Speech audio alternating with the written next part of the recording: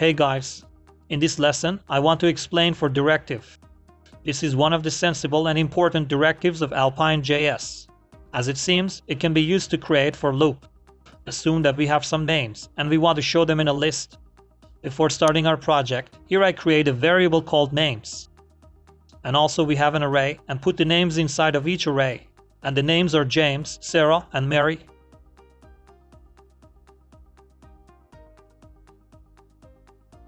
Now I want to show them in a list.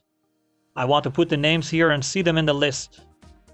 If I want to use Alpine JS, I can easily define a for directive and create a li based on the number of names. Because I'm using for directive, I should use the template tag and use my directive in this tag. And here I create the loop, and li will be created for me. Inside for loop, find the names, go to the names list, find them and create a list for each of them, and define that name for the text of the list. I come here, text equals name. After reloading the page, you see that the names is taken from the name variable, and will be shown to me as a list. So one of the for directive usages is to extract the elements of an array, and show them in any desirable format. Actually, when we do this, we shouldn't have names here, because names are some objects that don't have a value. I should write name.name. And if I want to create better codes, here I change this to label, and here I write name.label. So for the key, I use name.id to create a difference between the names to prevent some problems in deleting, remodeling, and showing the text for each of them. When I reload the page, as you see, it will show the names without any change.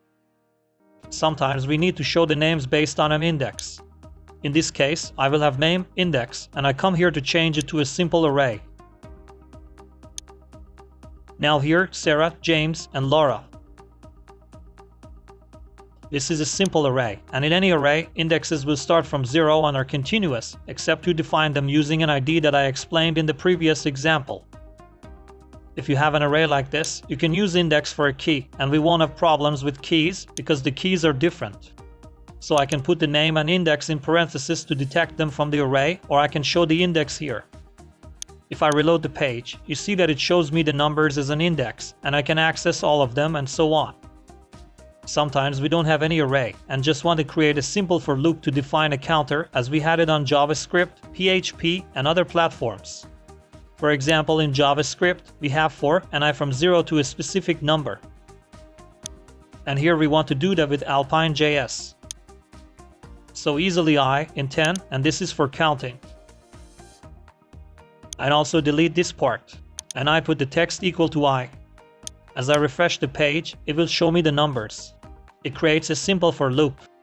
I can also create an array, define the numbers and create the element, and it may be not standard.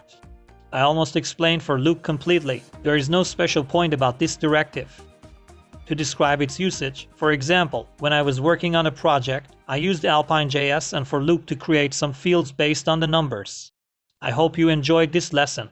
Good day.